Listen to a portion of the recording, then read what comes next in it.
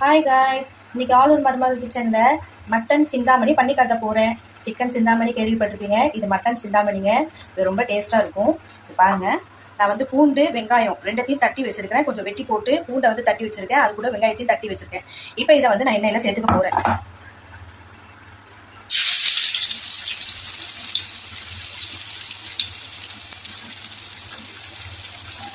இது பாருங்க, mutton already வந்துட்டு நான் கொஞ்சம் மிளகாத்தூள், மஞ்சத்தூள், உப்பு, வெங்காயம் எல்லாம் போட்டு நான் இஞ்சி பூண்டு எல்லாம் போட்டு வேக வச்சு வச்சிருக்கேன் ஆல்ரெடி.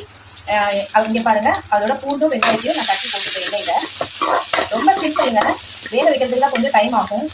சிக்கன் அது கூட டைம் ஆகாது. சிக்கன்ல பண்ணீங்கன்னா இன்னும் டேஸ்டா இருக்கும். இந்த வெங்காயத்துக்கு கூட அந்த பாருங்க, காஞ்ச மிளகா வந்து வெட்டிட்டு அதோட சீட்ஸ் எல்லாம் வெளியே எடுத்துட்டேன். இல்லை ரொம்ப காரம் இறங்கிடும் அப்படின்றதுக்காக அதை வந்து இதில் போட்டுருக்கேன்.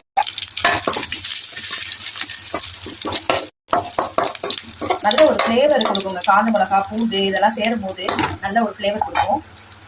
இங்கே பாருங்க, நல்ல முருவி வருதுங்க. வெங்காயம் பூண்டு எல்லாம் முருவி வருது. இந்த ஸ்டேஜில் வந்து நம்ம வேக வச்சு வச்சிருக்கிற இந்த மட்டன் இதை வந்து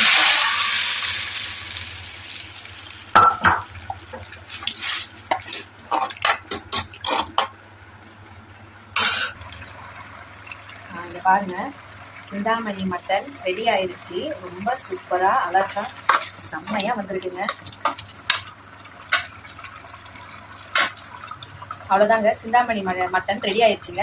என்னுடைய சேனல் பிடிச்சிருந்தா லைக் பண்ணுங்க, ஷேர் பண்ணுங்க, மறக்காம சப்ஸ்கிரைப் பண்ணிக்கோங்க. அப்படியே மறக்காம பெல் ஐக்கானை கிளிக் பண்ணி வச்சுக்கோங்க. என்னுடைய வீடியோ அப்லோட் ஆகும்போது உங்களுக்கு வரும். சரிங்களா? Bye guys.